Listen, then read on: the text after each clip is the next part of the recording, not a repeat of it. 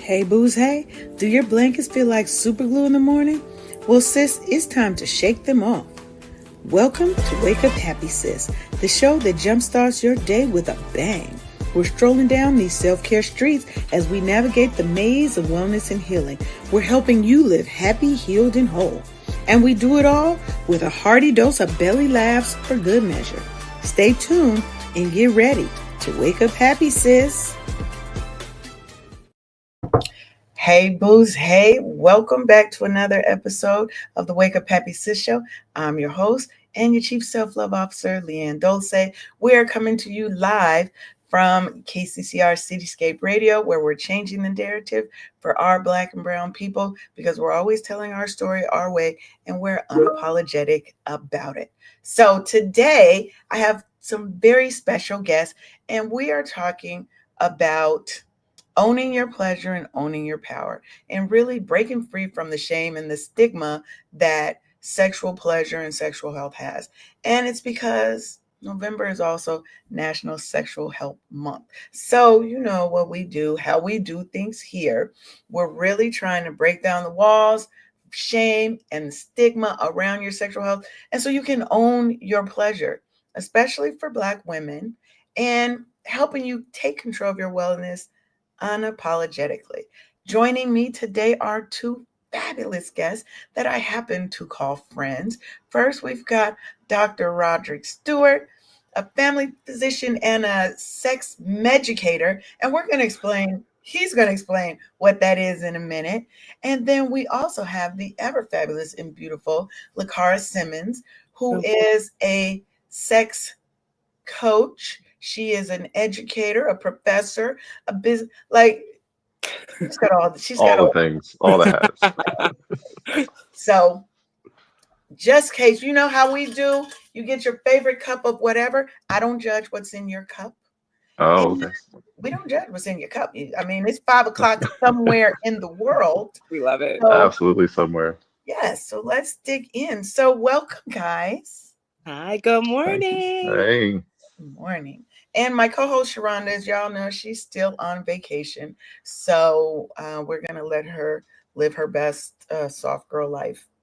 She'll be back on Thursday. So let's start by introducing ourselves. So we go ladies first here. Oh, let me take that down. So, Cara, would you like to introduce yourself? Tell the people a little bit about you and how you got into this sex education space. Oh gosh, I would love to. Good morning, everyone. LeKara Simmons. I use she, her pronouns, and I've been in the field of sexuality education for the last 14 years.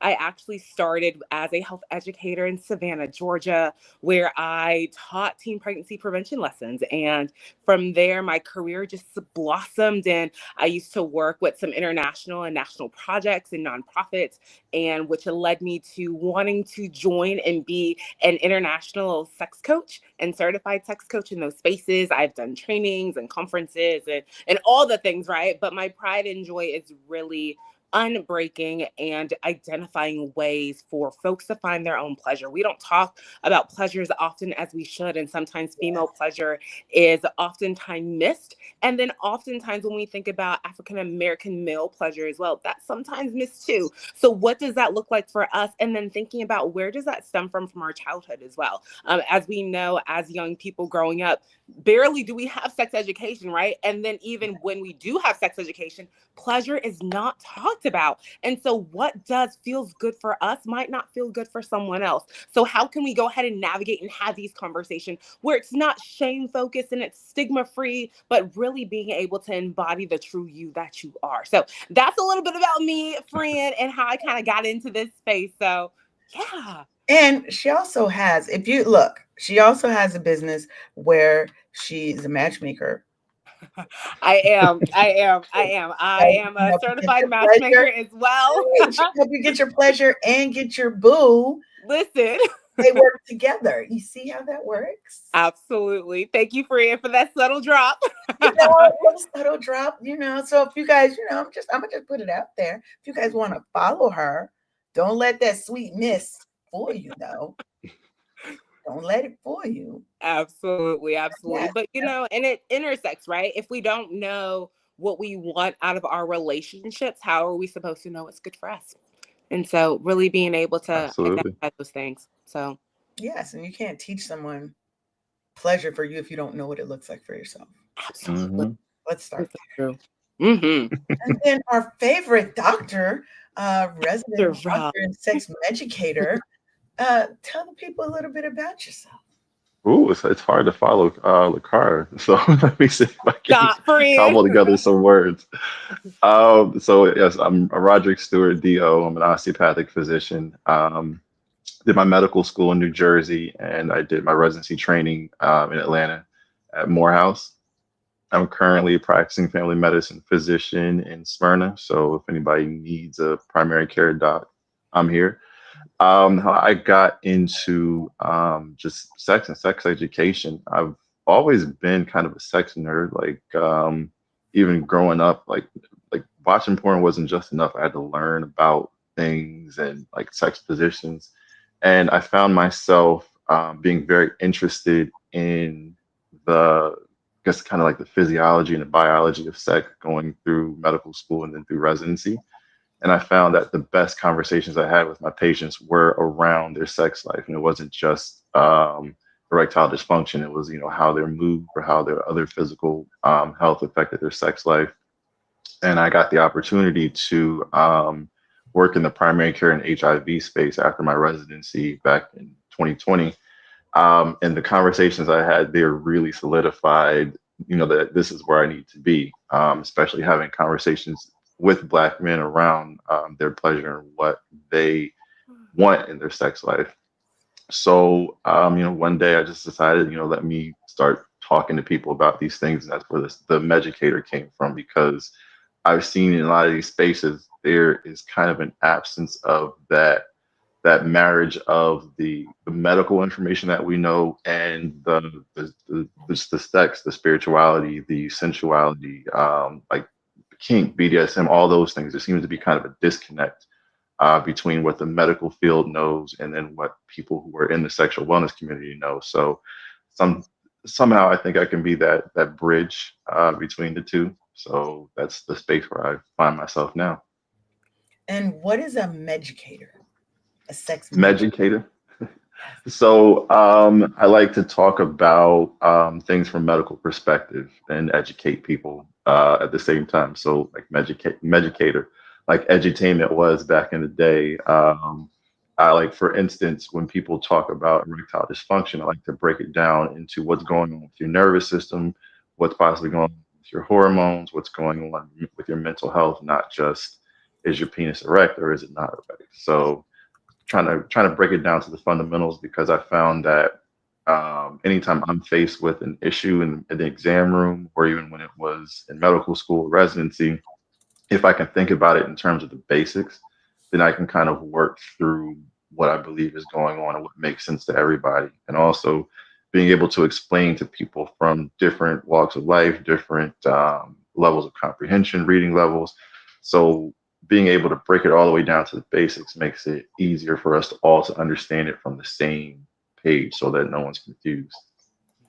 One of the things I love about you is that you don't doctor talk when you're explaining things. Like, one of the things I learned is that orgasm and ejaculation aren't necessarily the same thing. You can Not have the same, not the same. they don't have to be right. And I was like, that Mhm. was to me, and it may not be to everybody else, but to me that was a mind-blowing thing. I was like, I don't get it. But you have a way of kind of just explaining the things and not making people feel um, dumb or crazy for not knowing. And hey, Denise. Hey, Denise. Hey, Denise. So Yeah, I like even that fact, I don't think that anyone in medicine, well, I don't think a lot of people in medicine will, or are even, I guess, hip to that even distinction, because that's more of something that's been explored in the sexual wellness space, because it goes back to the Taoist monks and like different spiritual practices that have allowed penis owners to kind of separate ejaculation and orgasm. That's not something that we learn in Western medicine at all. That was not in any of my textbooks. So that's why that kind of bridge between the two is important. Yeah, for sure.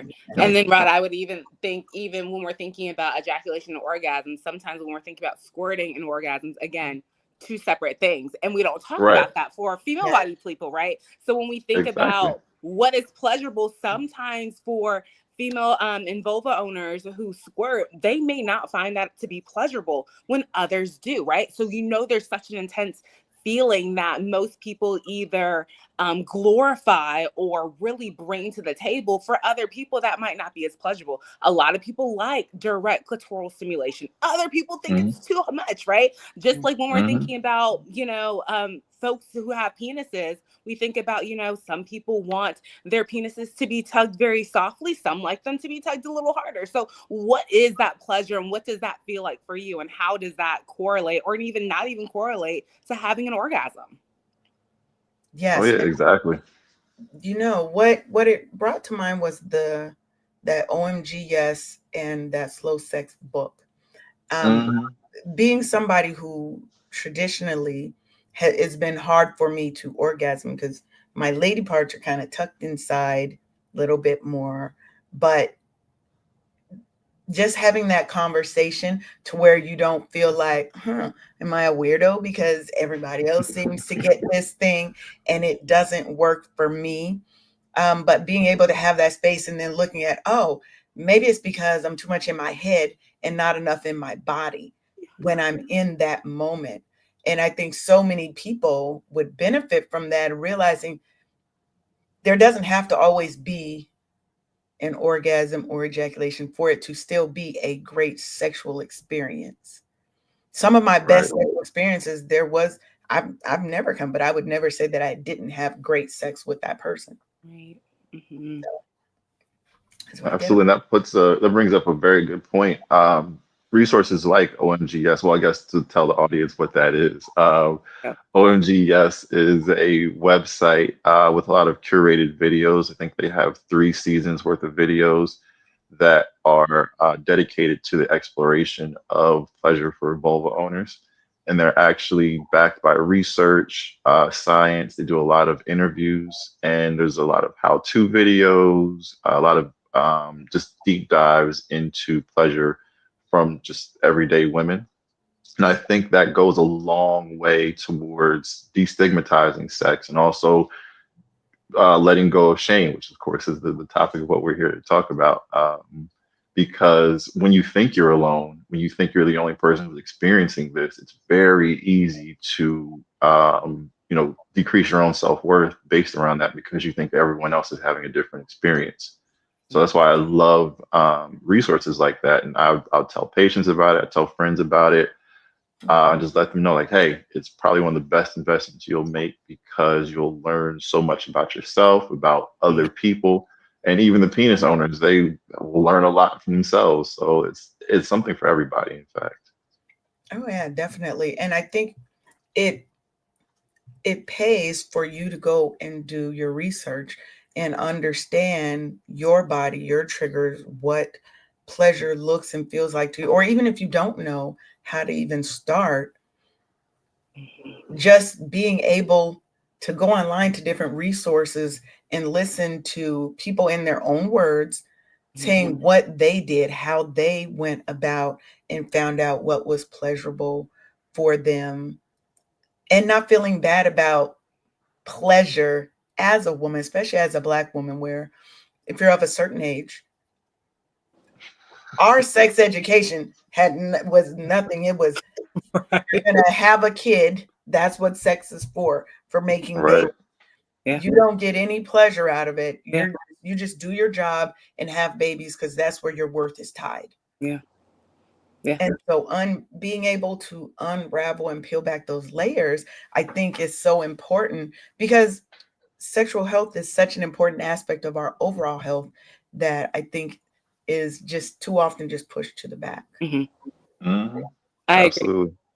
And I was going to say, and thinking about, a lot of times we think through sexual health as being so disconnected from our own overall health and well-being.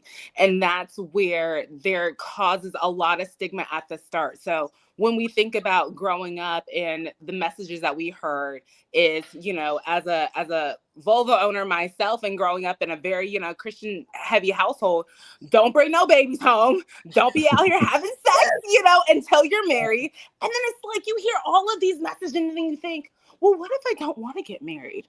Do I not have sex? Like, is that just reserved for people who have to get married?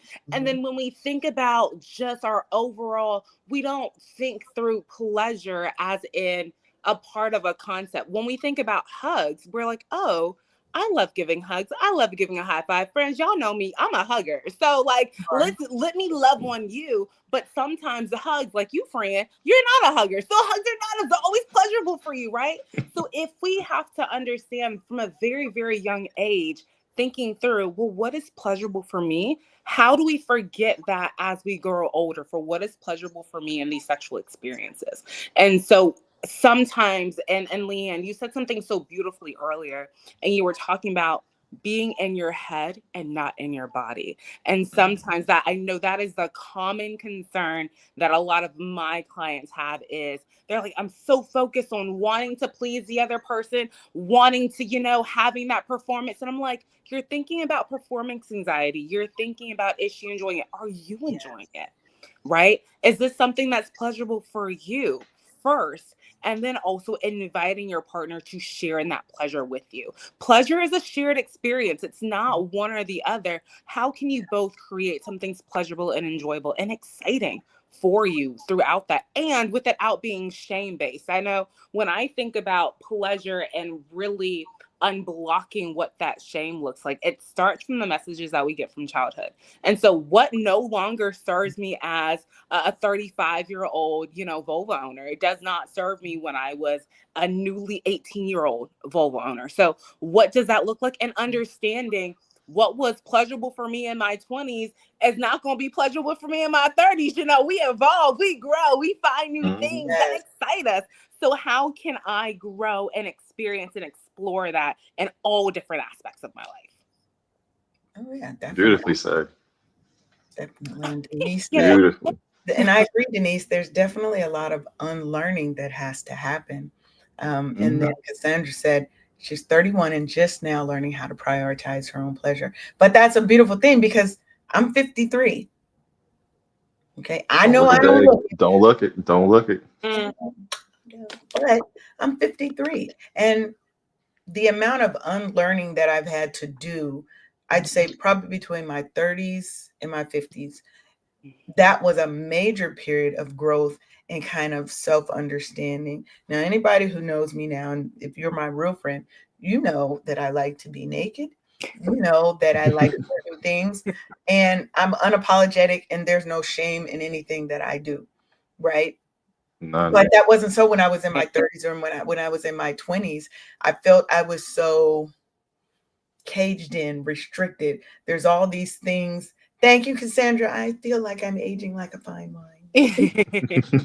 But there were so many things that we were told we are not supposed to do as a young lady, Right.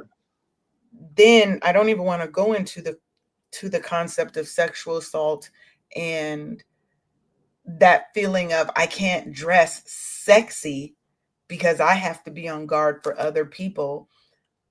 That same thing kind of happens around pleasure. I'm not supposed to have pleasure because I'm just supposed to be this vessel to make babies. Right. And everyone else is supposed to have pleasure. So can you talk a little bit about how does a person start to break down those walls and start owning their sexual health? Dr. Rod, you want to start? All right. Good question. Well, I guess let's first start by, I want to have, so we're on the same page in terms of like what shame is, and then we can go from there. Because I know a lot of times we throw words out, we tend to overuse some words out here, and we don't always have the same agreement. So when I'm talking about shame, to me, it's more of an internalized feeling of worthlessness based on what you think society feels about your current state or behaviors or what you want to do in terms of behaviors or actions. So you think you're worthless because you want to go and be naked somewhere, because you think that society does not value you if you don't have clothes on. And that can we can kind of build from there, because yeah, that's where all shame comes from, what we think other people are thinking about us. And that's where you got to break it down, is the release of um, release of concern for what other people think. And that's something that's way easier said than done. When you wake up and you decide that you want to be, I guess, in phase with your true self, and not necessarily living for what other people tell you should be living for, or living for other people at all. And that goes, I mean, there's so many intersectional things that are at play here, whether it's the patriarchy or pressure from parents, religion, all the things that go into what your worldview has become since you were a kid to now. And it usually takes until we're in our 30s or 40s to actually understand that the things that have become the foundation of who we are actually given to us from other people. And then when you're actually able to experience the world, you can make a decision for yourself. Do I want to be this person that I know truly inside I want to be, or do I want to be the person that other people want me to be? And that's where that shame comes, is how close is that person that you want to be to the person you think other people want to be? Mm. And that is why so many coaches and educators and therapists are in business, because of the fact that, on a whole, no one's really encouraged to be who they are truly inside. They're encouraged to be this representative of themselves, or this facade. And then people who get to a point where they realize that no matter what they do, no one else is going to go to work for them. No one else is going to pay their bills for them. No one else is going to, fight their battles for them, in conflict for them.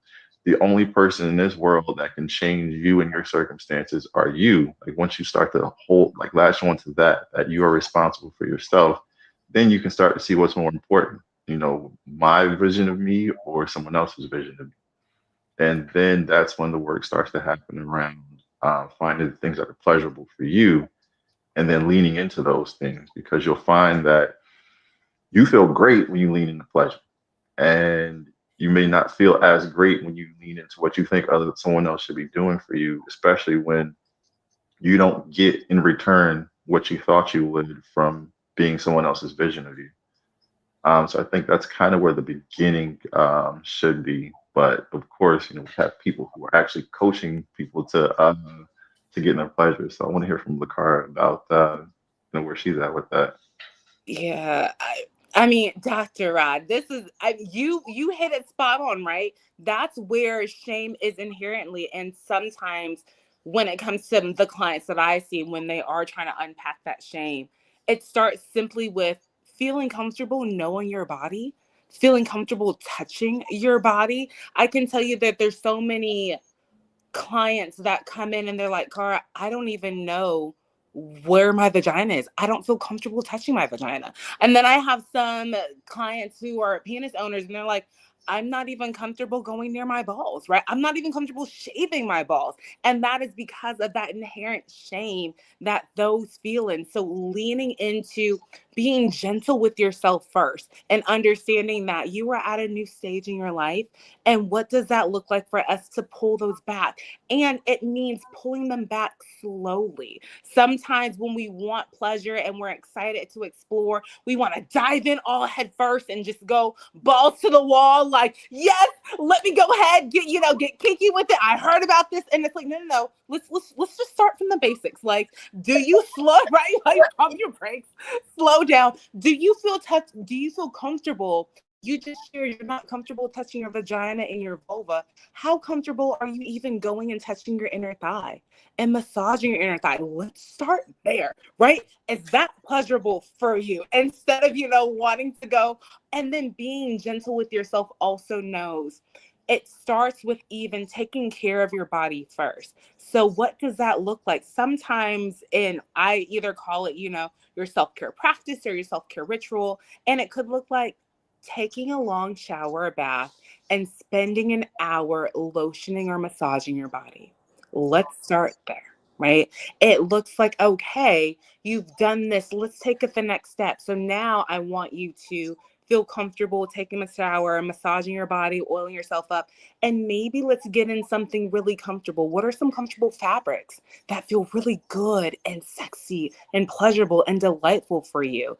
And then let's go ahead and cultivate your own new self masturbation into your self practice ritual, right? So now it's not just going and trying to experience and explore what feels good. Now you are creating an environment for yourself, and you're taking that time to love on your body and feel that pleasure for yourself first. Once you identify that slowly, then let's look like, how can we incorporate a potential partner or a lover into also assisting and loving and providing that pleasure for you. So that's where I would also, on top of the amazing things that we're leaning into what Dr. Rod said, that is where I kind of come in, like massage that as a coach, and really providing that person a holistic surrounding of pleasure. Yes, like activating all of your senses 100%. Sex is not just the act itself, right? When we think about sensuality, that is incorporating all of our senses. What do we hear? What do we see? What do we smell? What do we taste? What do we feel? So Yeah. that's what I feel. And that made me feel good just sharing this with you guys. Oh, And absolutely.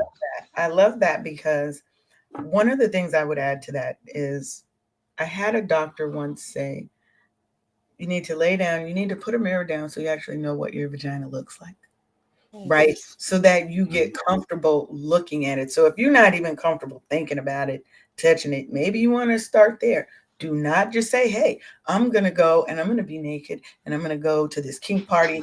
You're probably going to be overwhelmed and it's just going to be too much. Absolutely. Right? Yeah. Like Cara said, we're not going to go balls to the wall and go all in. Just going to baby step it in, you know. And yes, Denise, ritualizing body care. I was on a show last night, and there's this lady, Dr. Goody Howard, and she's a sex educator. Yes, and Mhm. she has this. She left with one tip at the end of the show, and she was like, "Take a shadow shower." And so she was like, "You're taking a shower with all the lights off, and then doing that, activating all of your senses Mm. with the lights off." I think that's a great way for people to kind of stair step their way into sensuality, into learning what touches they like, and not because now you don't see it. Yeah. So there may be a little less shame about it, Mm-hmm. especially if you are not comfortable with your body, not fully comfortable with your body. Now, I'm a big girl. I'm a fat girl. There's no problem with that. I love all of me, right? But there are people who don't, who grew up and they were shamed for their size, for whatever, because you grew up and you had big breasts, so you were sexualized as a kid. There's so much trauma that we carry that plays into it, that Mhm. you have to start loving on you first. And I think when you do that and you can talk to yourself in a loving way, you can touch yourself in a loving way, and you start realizing that pleasure and sensuality is not a negative thing, it's not a bad thing. Yeah. I think to me that's where it started to shift for me, was that actually looking at myself just in the mirror, Yeah. totally naked, looking at myself in the mirror and affirming myself and telling myself that I love everything about me, even if society, your granddaddy, your daddy, your parents, whoever doesn't like it, it's not up to them. It's up to you to love you first. Because how can I teach someone else to love me if I don't love me? Yeah. Right. You know? Leanne, as you're talking, I'm thinking through, even and our lens and our perspectives, coming from female and vulva bodied, owners, and our pleasure. And Rod, I would love, because this works for most, not all, but most vulva owners, right? I'm Mhm. wondering, can these same qualities and skills apply to those who have a penis? Because my conversation with penis owners look a little differently, because sometimes I'll say, massage your body, get some satin. And they're like, Cara, nah, chick, I'm not doing that, right? So I'm just wondering, how can some of these conversations involve and evolve for those who have penises and prioritizing their pleasure too? Oh, that's a great question. I think that, well, through, obviously the fault of historic penis owners and just patriarchy in general. Well, one, let's call a spade a spade. I do blame patriarchy for this difference in the need for conversations, even though I personally believe that vulva owners and penis owners are much closer to the middle with each other in terms of what we need sexually. We're made to believe that we're two different planets when it comes to sex. Like we're taught that Mhm. men or penis owners are very visual and they just have to do this act, and the end goal is ejaculation. So we're socialized from the very beginning that that's what we have to focus on. We're not focused on any of our senses besides touch and sight. That's it.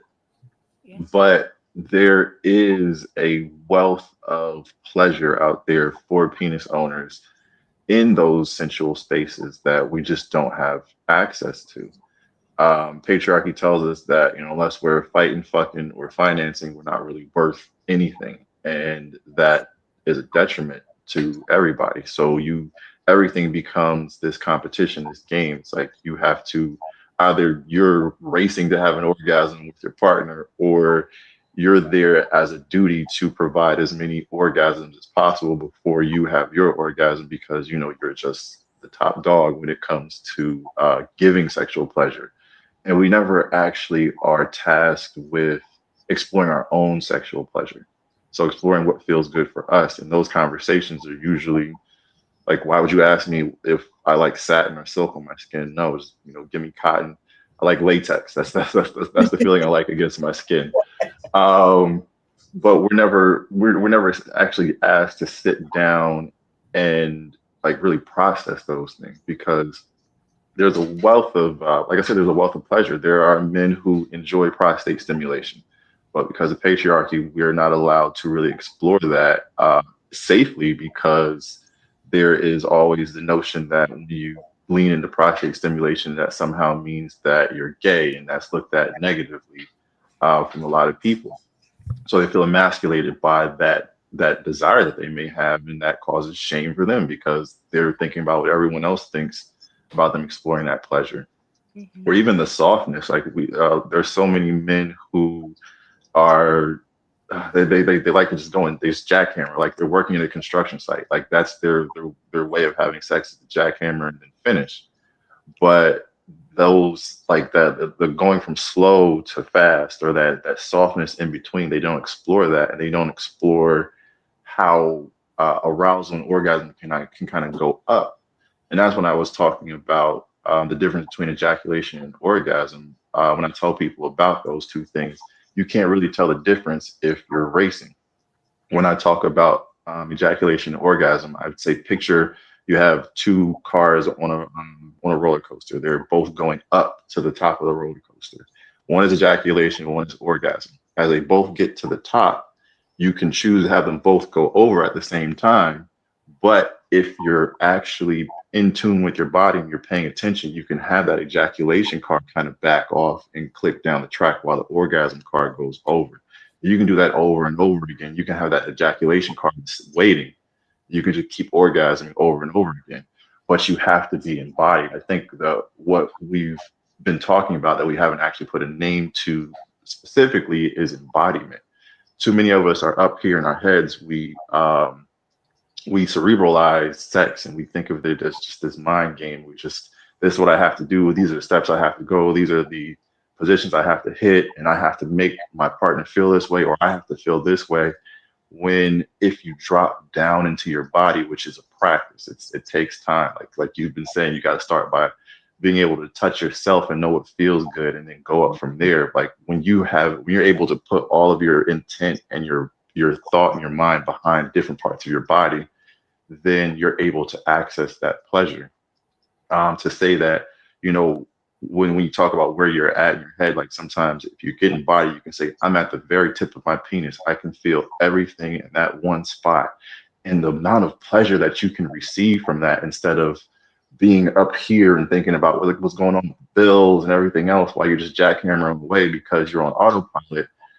That is something that a lot of penis owners don't really have access to. And a big part of the reason why I have like this controversial opinion that the orgasm gap between penis owners and vulva owners is not as wide as we think it is, because I don't think a lot of penis owners actually experience orgasm. So you guys are Come ahead of on, the Dr. game, Rod, let's vulva talk about it. Let's talk about it.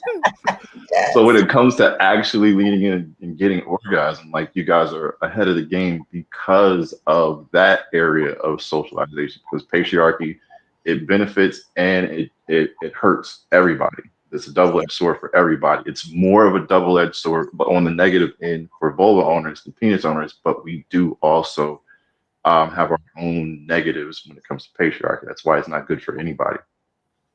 Yes. That's my rant. Now, I know for me, when you first brought out orgasm versus ejaculation, I really had to sit back and think about the experiences that I've had where I probably did have an orgasm, but because there was no ejaculation, I'm like, I didn't have one, right? Because you get so focused into it has to look this way to be real, right? And so that took me back and I was like, I've actually had more orgasms than I thought. But because I was so focused on it has to look this way and be this size and be this, that I was missing out on the experiences because I was so focused on what the end goal was supposed to look like. Right. And I think once we get out of our head and we actually do get into our bodies and realizing that I'm having a wonderful experience, I think the orgasms will come. And if then you get to learn how to control, kind of like you said, edging off of the ejaculation, it just creates this wonderful pleasure bomb, if you will, um, that we can then repeat over and over because we're so much out of, okay, did I move the right way? Did I do this? Did I do this? Did I arch enough? And just says, let me enjoy this experience with this person for what it is. Absolutely. And I was thinking as Dr. Rod was talking, and just when you were talking, Leanne, oftentimes we as society and us as professionals, we need to be more considerate and mindful of language. When we think about an orgasm, we're like, oh, I achieved an orgasm. It was a goal. This is something that you, but Yeah. achieving an orgasm should not be the language and terminology.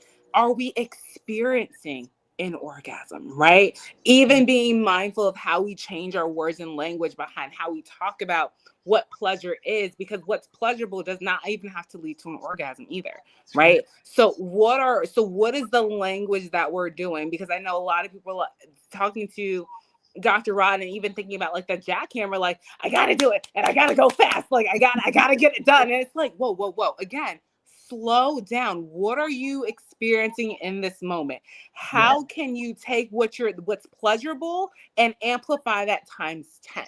Right. So what are we learning? What are we unlearning? And how does that look like even in the language of how we talk to our partners? And thinking through that shame and that stigma. So again, that internalized shame that those have, how Mhm. can we effectively communicate that with our partner to help us really navigate that in shared partnered experiences? And those are conversations that we often don't have with our partners. Sometimes we are so focused on trying to again have an end goal that we don't have conversations at the very beginning. I shouldn't say don't. I should say sometimes neglect to have those Mm. conversations. They may be happening, but we don't have them as constant, as continual conversations about what is pleasurable in that moment. And especially, I'm a huge advocate of solo pleasure. So, what are you trying to experience in that moment by yourself may be different from what you want to experience with a partner. Sometimes in solo sex, you may masturbate and just to get an orgasm real quick, you want to hurry, some of those quick masturbation sessions right before work, right? Or right before a stressful moment. You want to get to it and get on with your day because you want to have a release. But that's going to be different when we want to go ahead and experience more of that with the partner. Sometimes you want a quickie, one and done, right? We want to get to this bathroom real quick. We're already running late for dinner, so we got to get it in and get it out. But then when we get back to the house, let us have a more enjoyable and pleasurable experience. So what does that look like? And I feel like I'm on my soapbox, so I'm gonna get off it. Like the And open soapbox. up the floor for us to go ahead and to continue. Right. No, that's a good soapbox to be on. It definitely is. I think going back, it reminded me of the first time that I guess kind of experienced what that difference is. Because like all my life, I would ejaculate, and sometimes it would be a stronger, good feeling, a stronger orgasm. Sometimes it's a weaker feeling, but always the goal was to ejaculate. And I remember there was one time, I think, well, I'm 38 now. I think I was maybe 36, and I was having sex, and then all of a sudden, this entire like wave went throughout my entire body, from like my head down to my toes, and just came back and forth. I hadn't ejaculated at all, but it just kept going. It just kept coming and coming. I was just like, this is new. Like this is brand new to me. And trying to describe it afterwards, I kept calling it. It was like a dry orgasm, because to me at the time, orgasm meant ejaculation. So I Mhm. was like, I don't know, what exactly happened. It was a dry orgasm. And it wasn't until several months later, I was part of a men's group with the Atlanta Institute of Tantra, and we were actually talking about semen retention and separating ejaculation from orgasm. And then, like, that conversation and that education and that practice put what I experienced into reality. And it was like, I've experienced this before. Now I have language around it to be able to use, and I have a frame of reference to be able to share with other people, because I thought that was like it was something that I had never experienced before. No one had ever talked about, and I knew I wasn't alone, because I knew that there were people out there who did do crazy things with sex, do sex magic, tantra, and things like that. But that's not something that I had ever had any formal education in, and I thought it was unobtainable by somebody like me until I experienced it and then learned what it actually was. So then I reverse engineered it, and I said, okay, yes, that's where I got back to that point, and I said, okay, that's exactly what I experienced.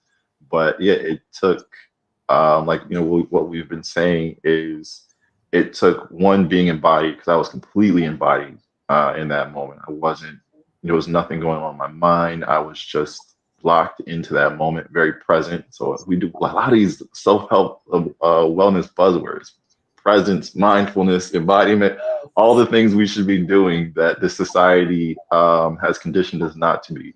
Yeah. We're designed not to be present. We're designed not to be in our bodies. We're always up here. We're designed always to be somewhere other than where we're at, because either we're thinking about something we did in the past, or we're worried about what's going on in the future, because we got Yeah. bills, war, all this other stuff going on. We're never encouraged to be right where we're at. And that's the only place you can achieve orgasm, is if you're in the present moment in your body. And that's the only time you can actually achieve an orgasm. Yeah. Yeah. Sorry, I And just went off on a tangent there. no, no, that's good, because I wanted to kind of hit on a little bit of what both you guys were saying. So one of the things I think is really important is when Cara was talking about having those conversations with your partner. And I think that's not always an easy Mhm. thing to do, especially if you are somebody who may be non-monogamous. So you may not have a set or specific partner, and then you still have to find out how to have those conversations, right? Around pleasure, around intent, around everything, so that you do get to a place where you can stop being in your head and you can actually fully focus, right? And then, like you, Rod, I had, it was like a 15-minute orgasm. It's only ever happened once in my life, and it really isn't as fun as you probably think it is, because at a certain part it hurts. Yeah. Mm. After a certain point it hurts. But but then when I reflect back, I was, like you said, I was totally in body, totally in that experience with that person, and not in my head, not thinking about, is this going to be an orgasm? Am I going to do this? Am I doing this right? Right. So once we can really figure out how to be mindfulness, and I think that's what Valencia is saying, is learning how to enjoy the experience in the moment and not keep reflecting on it. Did I do good? Did I do bad? Did I whatever? Yes, I want the other person to be pleased. But in that moment, I also want myself to be pleased, and I want it to be something that we are both enjoying and not so much in our head as if it's a contest of who can do it better for the other person. Right. So Mm. I think when we have those conversations and we get comfortable with ourselves and with our partner or partners, it really does help us have a more pleasurable experience all around, because we can learn how to be mindful and in the moment and not have to worry about all the other things that come in our head. Because if you're like me, you're an overthinker. Yeah. Me too. I'm a heavy overthinker. So if he's too quiet, Oh yeah. I'm thinking, okay, he doesn't like it. I got to do something else, right? So it's there's to me, I feel like there's so many pressures already on top Yeah. of the sexual experience that we don't need to add anymore. Yeah. You know? Right. Yeah, for sure. And I think when we think about and going back to those conversations, Leanne, intimacy and pleasure, those conversations happen outside of the bedroom first. And Mhm. that's the part that we miss. Those conversations happen way before we're actually sexually intimate or intimate at all. And then pleasure for those who may be gray sexual or asexual, that's a good different conversation, right? So just to level set, asexual or gray sexual is individuals who experience no to little sexual experience at all, right? And having those interactions. So their pleasure is going to look completely different for those who are having that. Oh Oh, no. Right at the good part. right. But just get to the good part. Yeah, she's gonna be right back, y'all. She's gonna be right Yeah. back. That's probably Give her a somebody. couple seconds there. Somebody's Put a probably pin in that. on the phone. Right. She's gonna be Probably. right back, and she's gonna give us more of that Yeah. information. All right. So if she forgets where she's at when we come back, remember it's she was talking about gray sexuals and asexuals, Yes. and going through Right there. I guess my 2 cents on the conversation, like, yes, it's a conversation that needs to be had. And yes, it can be very difficult to have that conversation, especially when if you're monogamous, been with your partner for a very long time, or even non monogamous, and you came into non monogamy with a partner for a very long time. Those conversations can be kind of difficult, especially if you just now started exploring what is actually pleasurable for you. And that's different than what the norm has been for your relationship. I encourage people to do things together, whether or not it's exploring new things like breath work, which is an embodiment practice. In fact, when I became certified in breath work, it during the workshop that we had, there was actually an encouragement of doing things with a partner. So, one partner starting off the breathwork exercise, and the other partner assisting and hands on with moving the actual active partner. So starting things like that, doing those things together. There are even apps that will help you have these conversations. Like there's one called Coral that is recommended to couples. I've even used it myself, where they'll have different prompts for your discussion. So you can, if you don't want to have the discussion in person, you can type your answer to a specific question in the Coral app, and then once your partner responds, then you both can read each other's responses. And if you maybe want to have a conversation about the response instead of trying to start that conversation from scratch, you can do that. So there are a lot of different ways to get there. And Car, you back? I'm back. I don't remember what I was talking about. It's okay. I No, was we getting You're got a it. phone We talking. got call. it. We All is took well. the note. I took the note. You were talking about gray sexual versus asexual and how pleasure might look different for them. Yes. You know, I was it's okay. probably going on a soapbox. Who knows, Leah? If it comes back up, friends, I'll share with the world. Okay.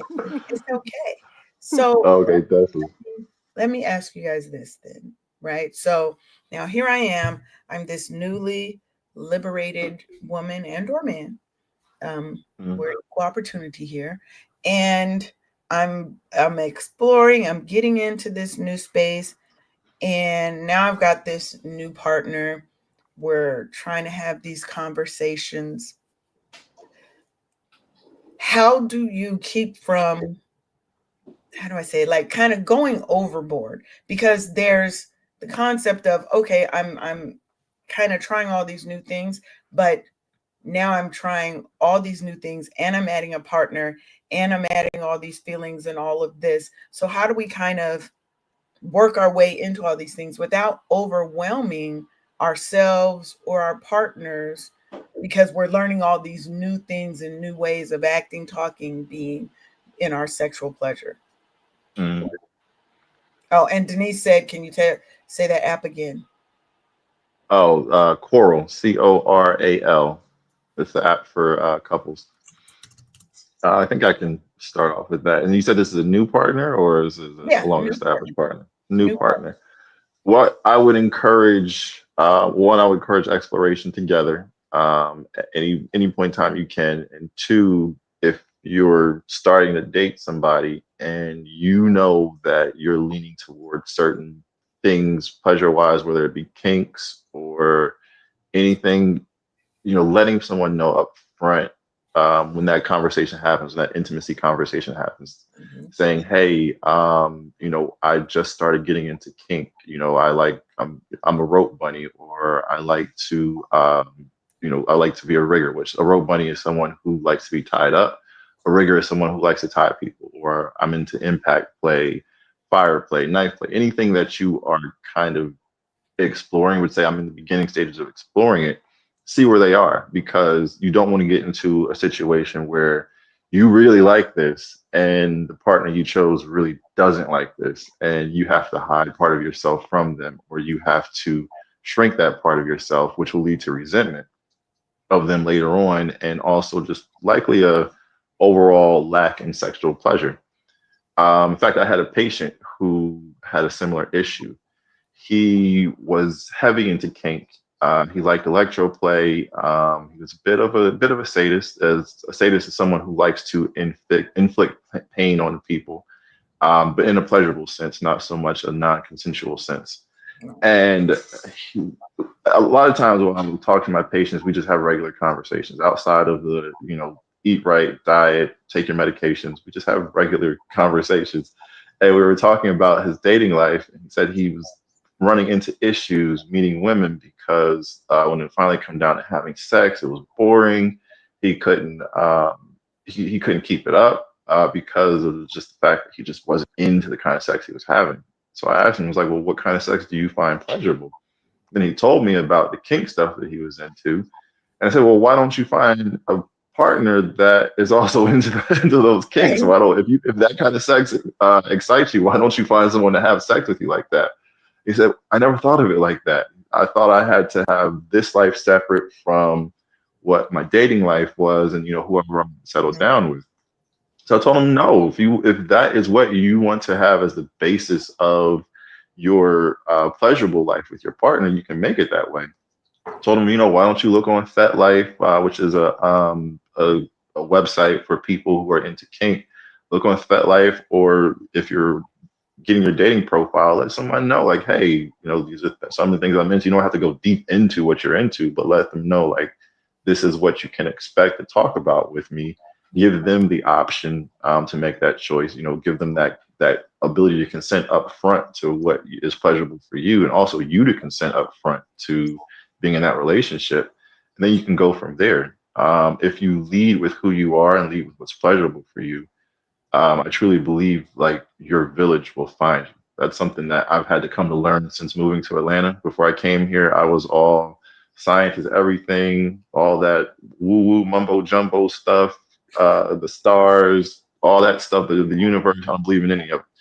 But I've had too many experiences here in Atlanta that attest to, manifestation or leaning into who you are, and the people who reflect who you are will become your village. Like you'll surround yourself with people that are like you if you are not in conflict with the person that you're meant to be. And when you're having trouble finding those people that can give you pleasurable experiences or share pleasurable experiences with you, I would say a good amount of times it's because you're in conflict with the person that you want to be, and you think that you have to go after a certain person to be happy. That's not it. Mhm. Definitely. I definitely agree. I think that, like Carr was saying before, all those conversations definitely have to start outside of the bedroom. They can't be conversations Mhm. that you're having then, No, you right? can't be mid-stroke and say, should I bring out a paddle? No. You can't. And I realized that it does color, and this goes back to something Carr said earlier, the people that I look to be in relationship with. Because now I'm like, the first, not necessarily first conversations, but I'm a listener more than I'm a talker. Um,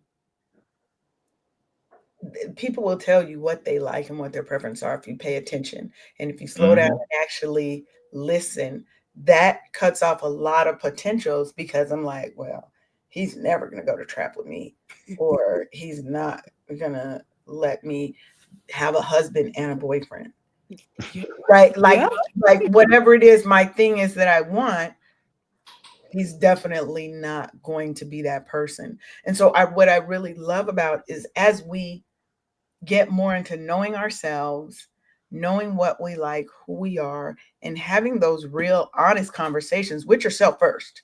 You got to Hmm. have it with yourself Mhm. first and be honest. If you like something a little extra nasty, there's nothing wrong with it. Mhm. Find Uh, somebody who does. Nothing wrong Stop at all. trying to make her the nasty person or him the nasty person, and that's not what they like. Because you guys will, like Rod said, always going to be in conflict, and you're not going to have pleasure.